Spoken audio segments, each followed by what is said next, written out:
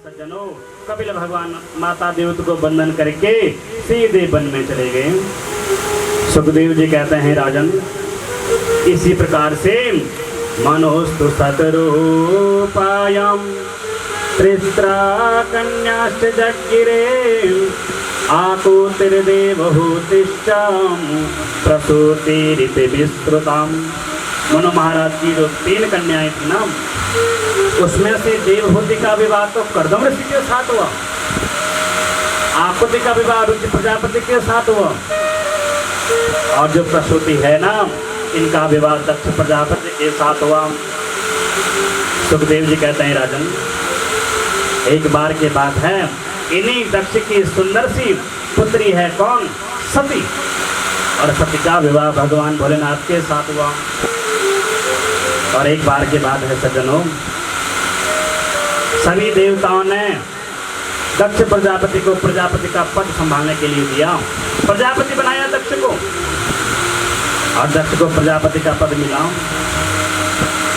दक्ष ने जो है एक सभा बुलाई, और उस सभा में सारे देवता, सूरज जी, चंद्र जी, कुबेर जी, इंद्र जी, वरुण जी, जितने भी जी हैं, सब भगवान जी आगे सब विराजमान हो रखे हैं। अब दक्ष प्रजापति आए, सारे देवता खड़े हो गए।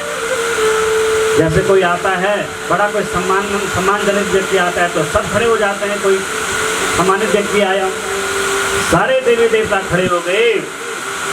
विष्णु भगवान और शंकर जी और ब्रह्मा जी खड़े नहीं हुए। दक्ष ने जैसे देखा सारे देवी देवता तो खड़े हुए, तो ये तीनों खड़े क्यों नहीं हुए? तुरंत मन में विचार आया, अरे ब्रह्मा जी तो मेरे पिता हैं, और पिता को देख करके, यदि पुत्र को देख करके पिता खड़ा ना हो तो कोई बात नहीं। सब बात समझ में आई। अरे भगवान विष्णु हैं मेरे दादा, और मेरे पिता हैं ब्रह्मा जी, और ब्रह्मा जी के पिता हैं विष्णु जी। मेरे दादाजी वो खड़े नहीं हुए, कोई बात नहीं। लेकिन ये शंकर, इसको तो खड़ा होना चाहिए था। मेरी पुत्री सती का पति है ये, अरे तो मेरे पुत्र के जैसे है, इसलिए इसको खड़ा होना चाहिए था। लेकिन मेरा आदर सत्कार इसने नहीं किया। मन में क्रोध आ गया सज्जनों, तुरंत हाथ में जल लिया और ऐलान कर दिया, श्रूयताम ब्रह्मर्षयो मैं सहदेवा सहाग्नयाम साधूनां भवतो व्रतम ज्ञानानं तमस्सरात्। श्रूयताम ब्रह्मर्षयो, हे ब्रह्मराज ऋषियों सुनो, सारे देवी देवता यहाँ पर विराजमान हैं।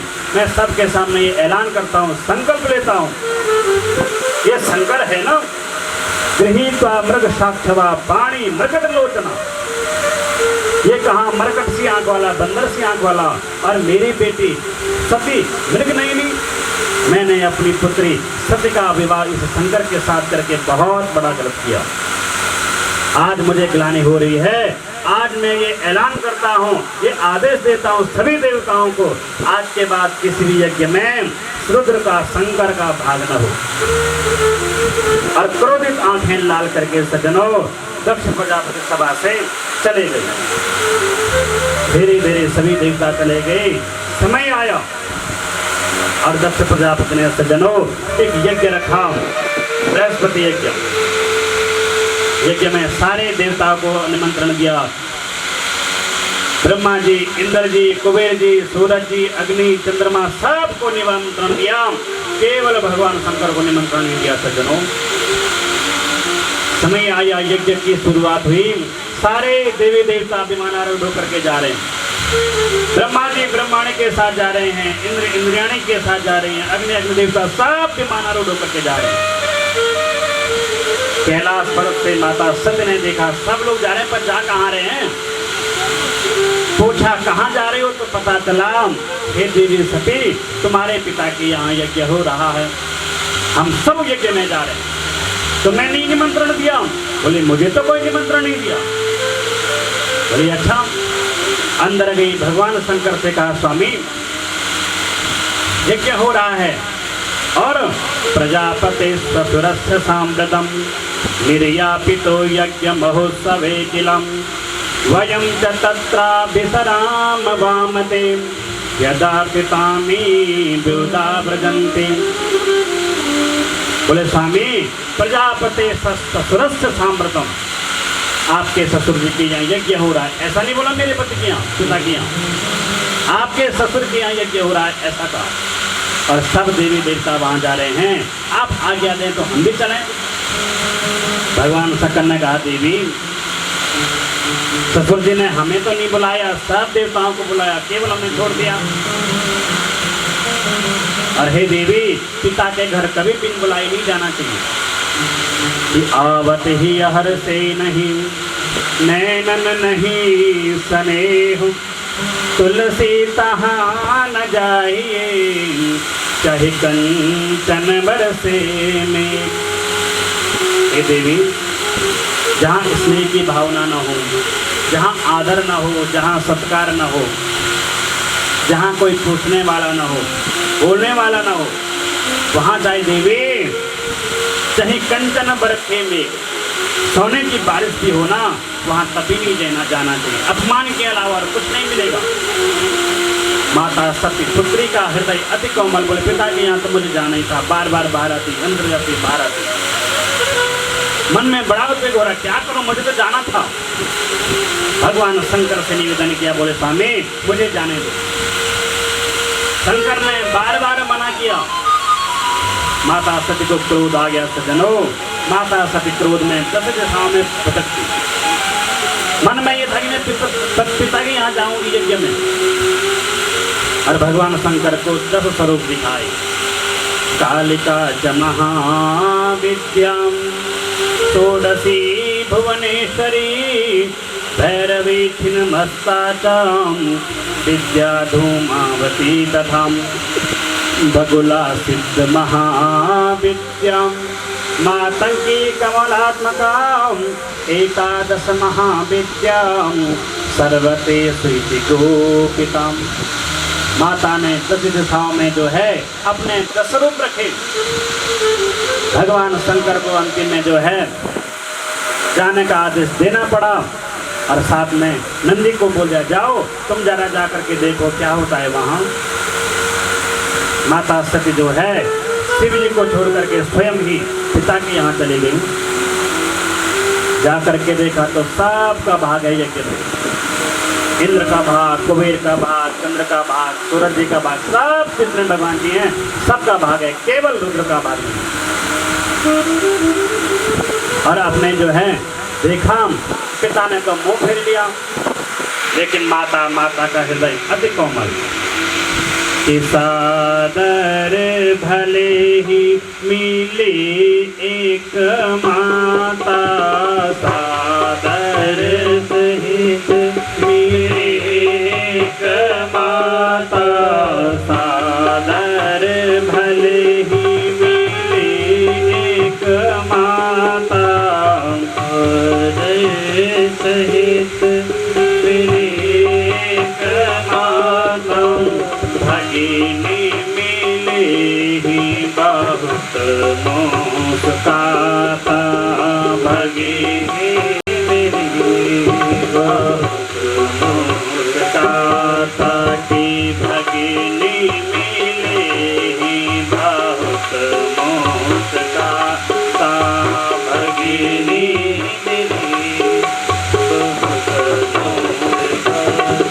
माता का हृदय अति कोमल। पुत्री को देख करके गला लगा लिया, क्योंकि सजनों पुत्र हो सकता है लेकिन माता कभी को माता नहीं हो सकती। पुत्रो जाये तम क्वचिदपि कुमाता न भवति। पुत्र कुपुत्र हो सकता है लेकिन माता कभी को माता नहीं हो सकती। सजनों माता का हृदय अति कोमल, देखते ही पुत्री को गले लगा लिया।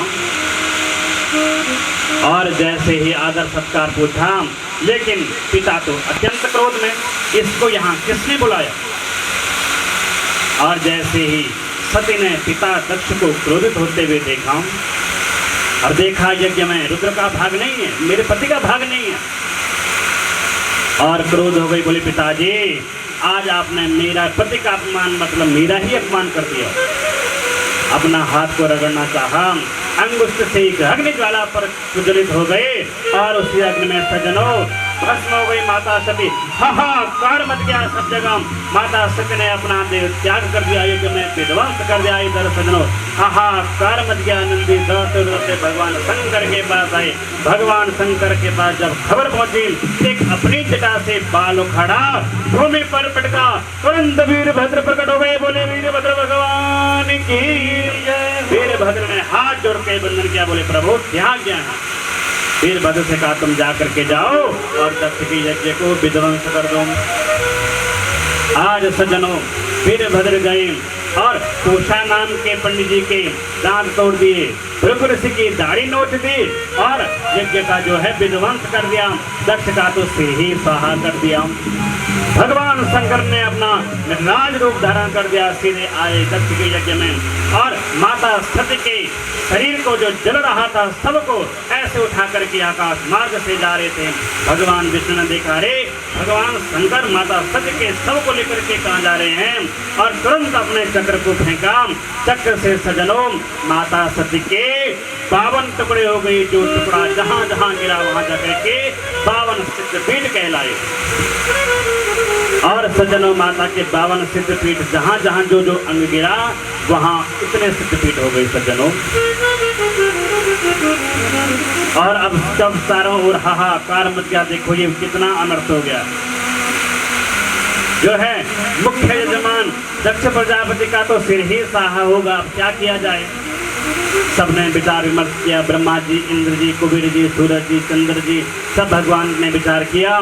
भगवान शंकर को मनाना पड़ेगा, भगवान शंकर को भी सम्मिलित करना पड़ेगा, तभी ये यज्ञ पूर्ण हो सकता है। कोई उपाय ढूंढेंगे तभी ये यज्ञ पूर्ण होगा।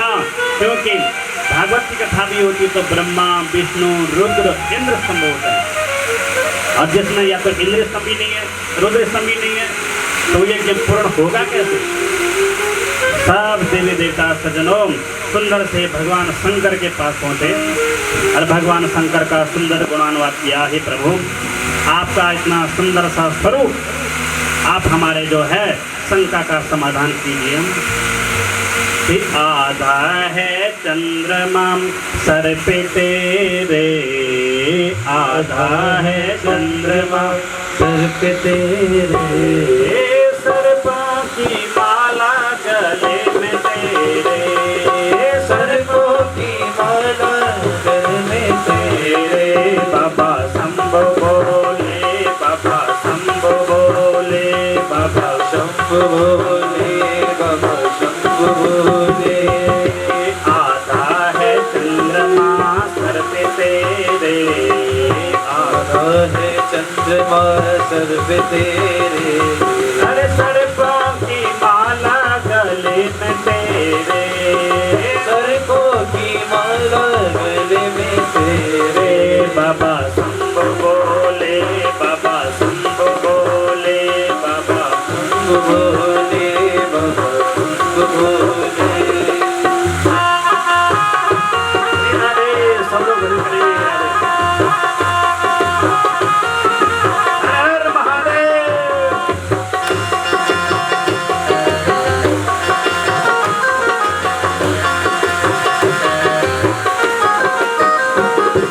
कैसा है सुंदर जटाओं का घेरा, कैसा है सुंदर जटाओं का घेरा, कैसा है सुंदर जटाओं का घेरा, कैसा है सुंदर जटाओं का घेरा।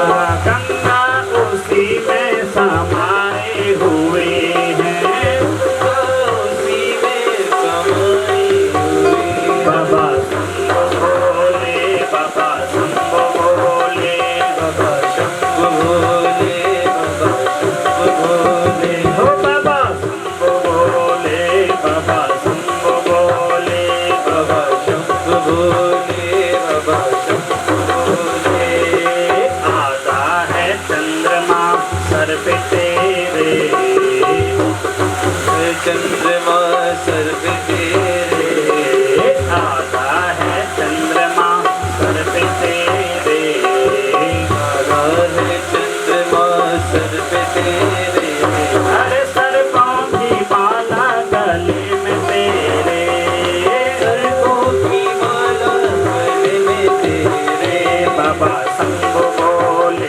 बाबा शंभु भोले, बाबा शंभु भोले, बाबा शंभु भोले, ओ मेरे शंभु भोले, बाबा शंभु भोले, बाबा शंभु भोले, बाबा शंभु भोले।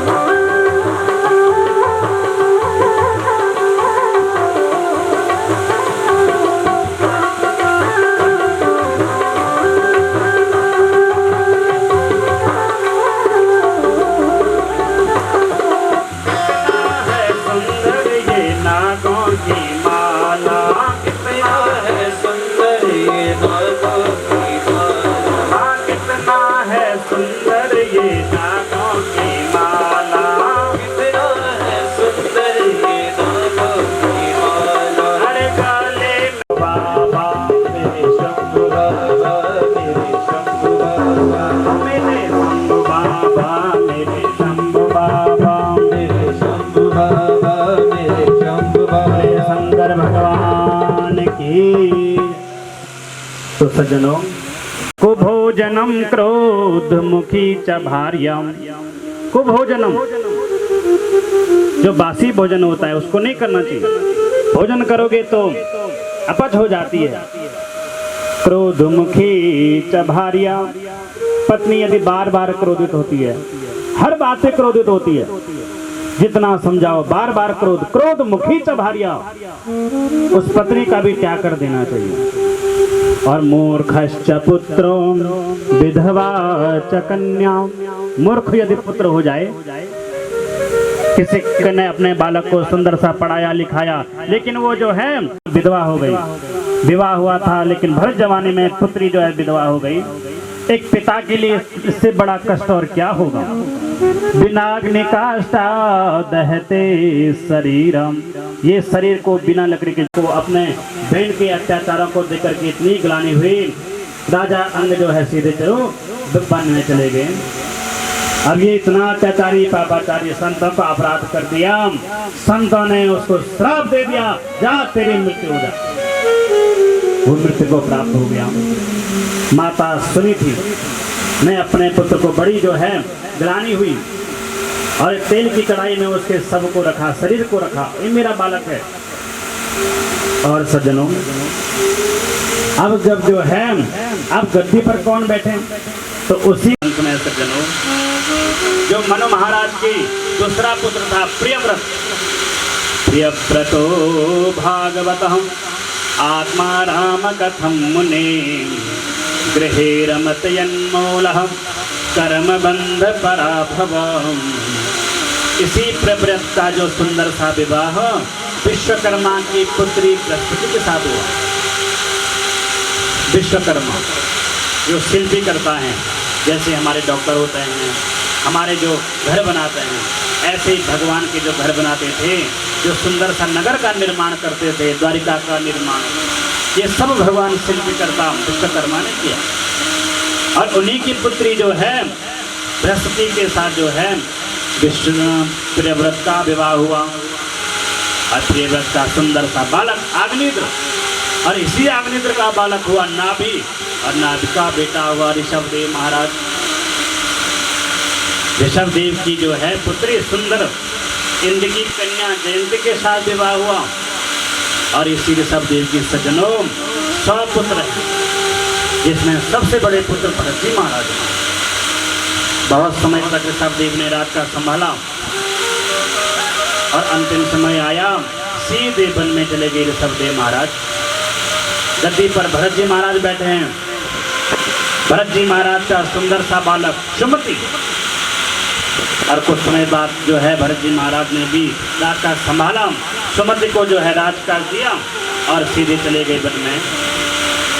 सुंदर सी गंडकी नदी के किनारे सुंदर सी पर्णकुटी बनाई, आश्रम बनाया, और वहीं गंडकी नदी बहते, सुंदर से जल का आगमन करते, संध्या करते, वंदन करते, वहीं बैठे रहते नदी के किनारे पर्णकुटी बना करके। और एक दिन की बात है, सुखदेव जी कहते हैं, राजन ये भरत जी महाराज सुंदर से सूर्यार्घ दे रहे थे, इतने में क्या हुआ, तत्र तदा राजन हरिणी पिपासयं जलाशया भूमि को वो जपे मगामम। एक दिन की बात है, ये महाराज भरत सूर्यार्घ दे रहे थे। इतने में एक हिरण जो गर्भवती और नदी के किनारे पर पीछे शेर उसको मारने के लिए दौड़ रहा है। आगे जल, पीछे से शेर का भाई पीछे, आगे जो है नदी। अब वो हिरण क्या करते हैं, एक तो गर्भवती प्रसव की पीड़ा, ऊपर से शेर का भाई, और वो हिरण जो है नदी में कूद। सुखदेव जी कहते हैं राजन, उसने बीच नदी में ही सुंदर से पुत्र को जन्म दे दिया। हिरनी तो बह गई। छोटे से जो भरत जो है सूर्यार्घ दे रहे थे, आते आते जो है वो छोटे से हिरण के बच्चे को पकड़ लिया।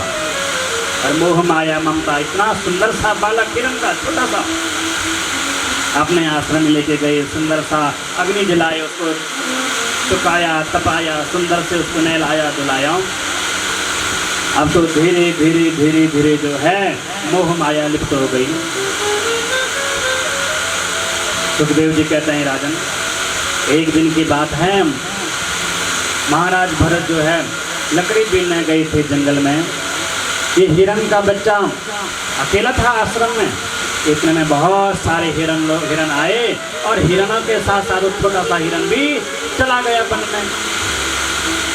भरत जी आए तो देखा यहाँ हिरण का बच्चा है ही नहीं। इधर उधर देखा तो कहीं मिला ही नहीं हिरण का बच्चा। और हिरण का बच्चा करते करते करते करते इतनी मोह माया हो गई थी कि उसके बिना वो रह नहीं पाए और उन्होंने देह त्याग कर दिया। सुखदेव जी कहते हैं राजन, वही भरत जी महाराज जो है दूसरे जन्म में आकर के हिरण की स्मृति बनी थी ना, फिर इस जन्म में हिरण ही शरीर मिला। और हिरण शरीर मिल करके वन में भ्रमण करते, विचरण करते, मन में नाम, भगवान का नाम स्मरण चल ही रहा है हिरण के। एक दिन की बात है, वन में आग लगी और ये हिरण भी जल करके मृत्यु को प्राप्त हो गया। वही भरत जी का तीसरा जन्म आंगिरस गोत्रीय ब्राह्मण के घर में हुआ। पंडित जी जो है जजमानी का कार्य करते हैं। पंडित जी ने बालक छोटे से भरत का नामकरण कराया। जन्म पत्री देखी, ये बालक तो विद्वान होगा, वेद का ज्ञान प्रतिष्ठा हो गई।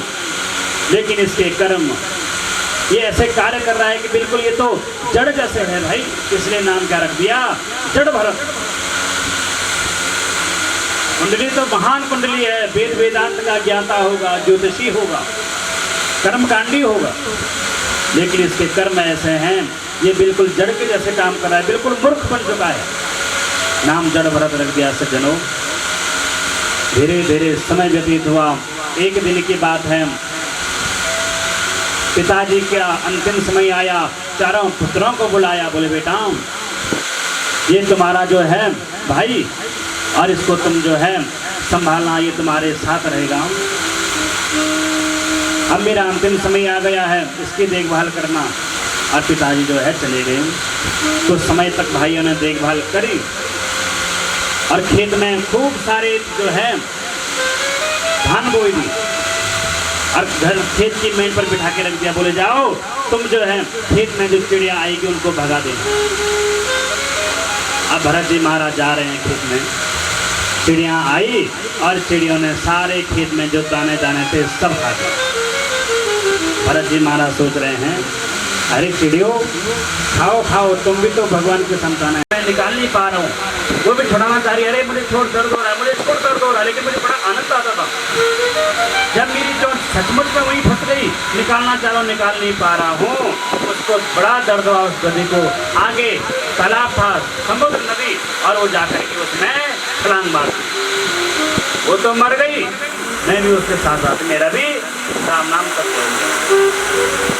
वही गधी इस जन्म में मेरी पत्नी बन करके आई, वही कौवा मैं बना। उस जन्म में मैं उसको कुरेता था, आज वो मुझे कुरेती है। अरे बेटा मैं तुम्हें बताता हूँ कि तुम्हारा ये हाथ क्यों कटा। पूरा जन्म में तुम एक संत थे, महात्मा थे, तुम सत्य वचन बोलते थे, तुमने कभी असत्य नहीं बोला। अरे बेटा एक बार की बात है, तुम अपने आश्रम के बाहर बैठे हुए थे, इतने में एक गाय आई, 5 दिन की प्यासी गाय, जल नहीं पिया, बहुत प्यास लगी है गाय को। और आए और आपके सामने से जो सरोवर बह रहा था उसमें जल पीने लगी। तुमने जल नहीं पीने दिया, उसको भगा दिया। और इतने में क्या हुआ, कुछ कसाई लोग आए और कसाई लोग आकर के उसको मारने के लिए आ रहे थे। कसाईयों ने आपसे पूछा, हे महाराज, तुमने यहाँ से किसी गाय को जाते हुए देखा? अब तुम तो सत्यवादी थे, मौन व्रती भी थे, अब तुम झूठ कैसे बोलते कि मैंने नहीं देखा? तुमने बोला हाँ मैंने देखा मन ही मन, और हाथ से इशारा किया, बोले गाय यहाँ गई। मुँह से कुछ नहीं बोला, पर हाथ से इशारा किया, गाय कहाँ गई, यहाँ गई। और वो कसाई लोग गए उसी तरफ और गाय को पकड़ा, गाय को मार दिया। गाय ने मरते मरते श्राप दिया, रे मूर्ख, तूने मुझे मरवा दिया, मैं तुझे श्राप देती हूँ, तेरा यही हाथ काट दिया जाएगा। अरे बेटा, वही गाय वो राजा के बालक की बहू बन करके आई, उसी ने तेरा ये हाथ कटवा दिया। और सज्जनों, इसी प्रकार से वही कर्म थे और कर्मों की यही गति थी।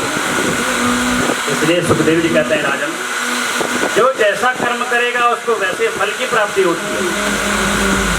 और एक बार भी भूलवश यदि परमात्मा का नाम स्मरण कर दिया जाए तो जीव का कल्याण हो जाता है।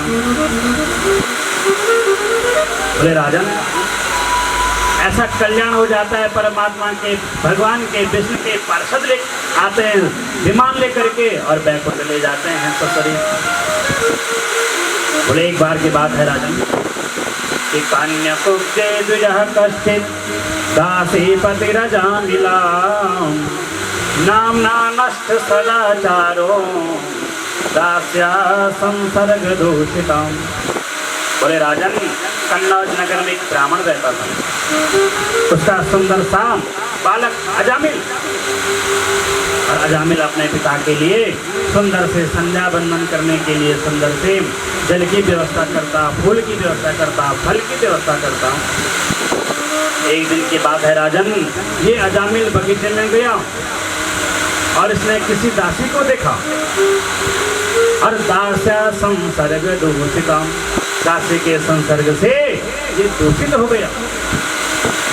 इसने घर बार छोड़ दिया। दासी ने कहा, इसको जैसा नचाना चाहो वैसे नचाओ। दासी के प्रति इतना मंत्रमुग्ध हो गया ये अजामिल, कभी चोरी करता, कभी डाका डालता, कभी जो है हिंसा करता, कभी जो है मांस मदिरा लाता, अनेक प्रकार के ये कुकर्म करता। एक दिन की बात है, इनके यहाँ कोई संत आए और संत ने इसको आशीर्वाद दिया। बोले बेटा, तेरा कल्याण तभी होगा जब तू अपने पुत्र का नाम नारायण रखेगा। सुखदेव जी कहते हैं, राजन, समय व्यतीत हुआ, पत्नी को सुंदर सा गर्भ हुआ और सुंदर से पुत्र की प्राप्ति हुई। पत्नी के कहने पर सुंदर से नारायण नाम रखा और धीरे धीरे समय व्यतीत हुआ। सज्जनों, एक दिन की बात है, ये अजामिल घर में बीमार पड़ा हुआ था और इतने में क्या हुआ, सामने यमदूतों को देखा तो दूरे क्रीडना सत्तम पुत्रम नारायणायं प्लवितेन सरोणे राजुहावा कुलेन्द्रियम्। दूर ही उसका पुत्र नारायण खेल रहा था और जैसे यमदूतों को आते हुए देखा, इतना भयंकर यमदूतों का स्वरूप देख करके डर गया। अपने पुत्र नारायण को बुला, अरे नारायण मुझे बचाओ, नारायण मुझे बचाओ। और अंतिम समय में नारायण का शब्द निकला, नारायण रूप अजामिल के मुख से निकला। परमात्मा नारायण आए और इस प्रकार से अजामिल का भी सज्जनों उद्धार हुआ, वैकुंठ में उसको आसन मिला। सुखदेव जी कहते हैं, राजन, परमात्मा का नाम भाव से किसी भी प्रकार से पत्रम पुष्पम फलम तोयम, भगवान को धन नहीं चाहिए, वैभव नहीं चाहिए। भाव से यदि भाव हैं तो सब भगवान के प्रति, और भाव नहीं है तो भगवान शंकर के मंदिर में जो पिंडी है वो भी क्या है, पत्थर। मानो तो गंगा मैया, न मानो तो बहता हुआ जल। ये पत्थर की मूर्ति अगर मानो ये भगवान है, नहीं तो पत्थर की मूर्ति है। और 12 महीनों में मैं किसी भी महीने में न मरूं, 12 किसी भी महीने में न मरूं, न दिन में मरूं न रात में मरूं, ऐसा वरदान मांग करके ब्रह्मा जी से ब्रह्मा जी ने तथास्तु कह दिया। और इधर सज्जनों हिरण्यकश्यप वापिस आ गया। धीरे धीरे समय व्यतीत हुआ। हिरण्यकश्यप की पत्नी कयादु के गर्भ से 4 पुत्रों का जन्म हुआ, अहलाद, अनलाद, प्रहलाद और सनलाद। 4 पुत्रों का जन्म हुआ, जिसमें प्रहलाद सबसे छोटे हैं। और ये तो परमात्मा नारायण के परम भक्त हैं सज्जनों। 24 घंटे बस नारायण नारायण का नाम जपते रहते हैं। श्रीमन नारायण नारायण नारायण, श्रीमन नारायण नारायण नारायण, भजमन नारायण नारायण नारायण, भजमन नारायण नारायण नारायण, श्रीमन नारायण नारायण नारायण, श्रीमन नारायण नारायण नारायण, भजमन नारायण नारायण नारायण, भजमन नारायण नारायण नारायण। परमात्मा का नारायण का नाम जपते रहते हैं। जैसे ही हिरण्यकश्यप ने सुना, अरे मूर्ख, तुम मेरा बालक होकर के मेरे शत्रु का नाम ले रहा है, नारायण का नाम ले रहा है। तुरंत जो है शुक्राचार्य के पुत्र संड और अर्मक को बुलाया। बोले इसको तुम जाकर के देवताओं की शिक्षा दिखा दो। और पौरोहित्याच भगवन प्रताकाव्य किलो सुरम संडा मरको सुतो तस्यम दैत्यराज गृहादिकम। शुक्राचार्य के पुत्र संडरमर को बुलाया। बोले जाकर के इसको जो है शिक्षा दीक्षा दो। और शिक्षा दीक्षा देने के लिए अपने पाठशाला में संडरमक लेके गई। तो वहाँ भी सबके साथ नारायण नारायण का नाम जपते रहते हैं। और जब बहुत समय व्यतीत हुआ, वापिस आए अपने राजमहल में, सुंदर से बालक को देकर के पिता ने गले लगाया और बोले बेटा तुमने क्या सीखा विद्यालय में? बोले पिताजी मैंने जो है 9 प्रकार की भक्ति को सीखा। श्रवणम कीर्तनम विष्णु स्मरणम पाद सेवनम अर्चनम बंदनम दास्यम साक्ष्यमात्म निवेदनम। ये पिताजी मैंने सीखा प्रभु को प्राप्त करने। तेरे बाल बड़े घुंघराले जिस बादल कारे कारे, तेरे बाल बड़े घुंघराले जिस बादल कारे कारे, तेरे मोर मुकुट लटकनिया पे, तेरे मोर मुकुट लटकनिया पे, बलिहार सांवरे बलिहार सांवरे बलिहार सांवरे बलिहार सांवरे बलिहार सांवरे बलिहार सांवरे। और तेरे संग में राधा प्यारी लगती है न्यारी न्यारी, तेरे संग में राधा प्यारी लगती है न्यारी न्यारी, तेरे संग में राधा प्यारी लगती है न्यारी न्यारी। एक युगल छवि पर जाऊं मैं, एक युगल छवि पर बलिहार सांवरे बलिहार सांवरे बलिहार सांवरे। और तेरे मंद मंद मुस्कनिया पे, तेरे मंद मंद मुस्कनिया सांवरे बलिहार सांवरे बलिहार सांवरे।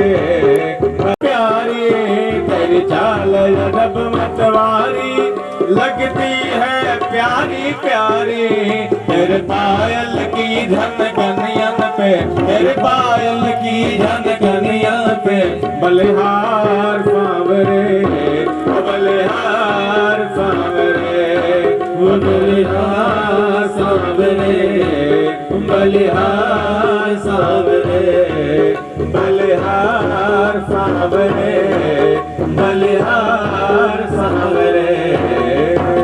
बोले गोविंद बोलो हरि गोपाल बोलो, गोविंद बोलो हरि गोपाल बोलो, गोविंद बोलो हरि गोपाल बोलो, रमण हरि गोविंद बोलो, श्री राधा रमण हरि गोविंद बोलो, गोविंद बोलो हरि गोपाल बोलो, गोविंद बोलो हरि गोपाल बोलो। आंखें वालों ने आंखों से देखा, कान वालों ने कानों सुना है, आँख वालों ने आँखों से देखा, कान वालों वो तेरा जलवा उसे ने देखा, तेरा जलवा उसे ने देखा, जिसके आंखों में पड़ता नहीं है, तेरा जल हर महादेव की जय। हरि ओम आरतिक्यं ज्वालामालिन्ये नमः। चन्द्रमा मनसो जातचक्षुः सूर्यो अजायतः सुदाक्षिणं समर्पयामि। आरतिक्यं कुर्यात् होमिदग्गो हविः प्रजननं मे अस्तु दशवीरगो सर्पगणगो स्वस्ति आत्मशनि प्रजाशनि पशुशनि लोकशन्य वयशनि अग्नि प्रजा बहुला आरती गाओ, गाके प्यारी तेरी आरती गाओ, आरती गाओ प्यारे आपको रिझाओ, आरती गाऊं प्यारे तुझको रिझाऊं, बाके बिहारी तेरी आरती गाओ, बांके बिहारी तेरी आरती गाऊं।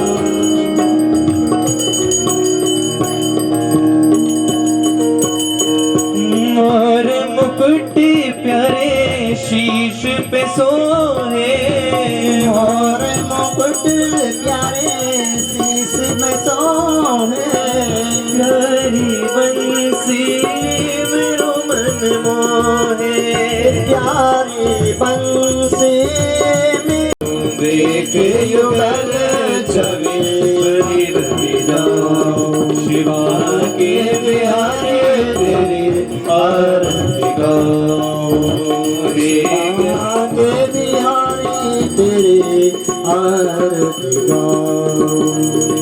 चरणों से निकली गंगा प्यारी जिसने सारी दुनिया तारी, जिसने सारी दुनिया तारी, उन चरणों में मैं शीश झुकाऊं, उन चरणों में मैं शीश झुकाऊं।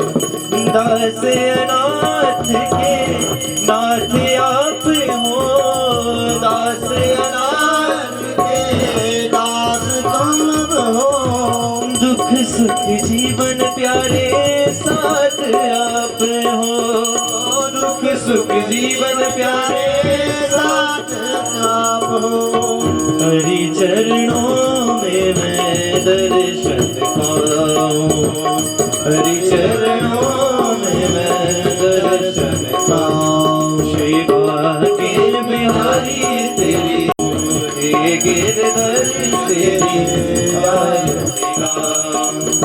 श्री दास झुके अरे तुम हो, मेरे मोहन जीवन धन हो, मेरे मोहन जीवन धन हो। देख युगल छवि बलि बलि जाऊं, देखी युगल छबे श्री आगे बिहारी तेरी आरती गाऊं, हे गिरधर तेरी आरती गाऊं।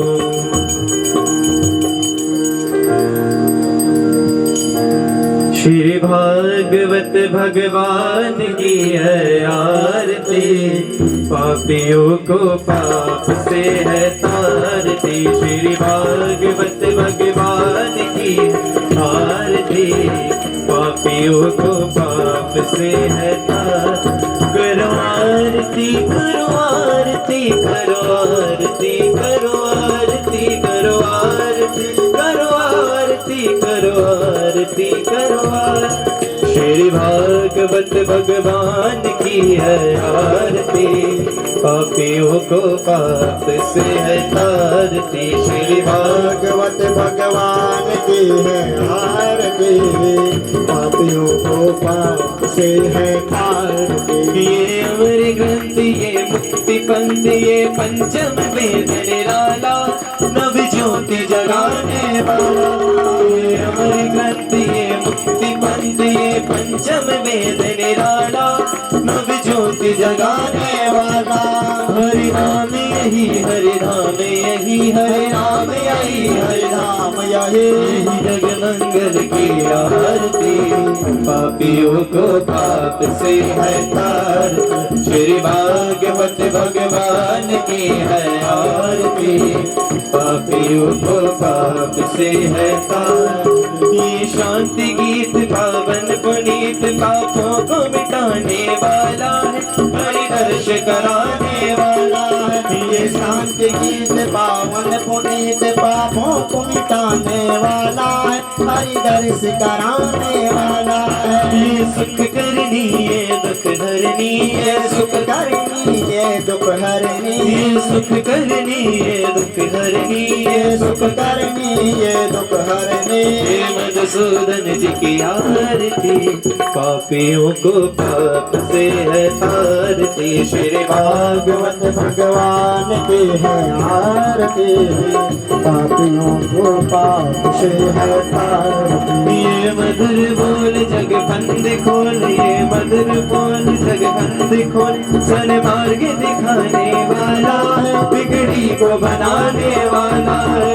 ये मधुर बोल जग बंद खोल, सन्मार्ग दिखाने वाला है, बिगड़ी को बनाने वाला है। श्री राम यही घनश्याम यही श्री राम यही घनश्याम यही श्री राम यही घनश्याम यही श्री राम यही घनश्याम यही। हे प्रभु की महिमा की आरती, पापियों को पाप से है तारती। श्री भागवत भगवान की आरती, पापियों को पाप से है तारती। कर्पूर गौरम करुणावतारम संसार सारम संतम दयारविंदे भवानी सहितं त्वमेव माता च पिता त्वमेव त्वमेव बन्धो च सखा त्वमेव त्वमेव विद्या द्रविणं त्वमेव त्वमेव सर्वं मम देव।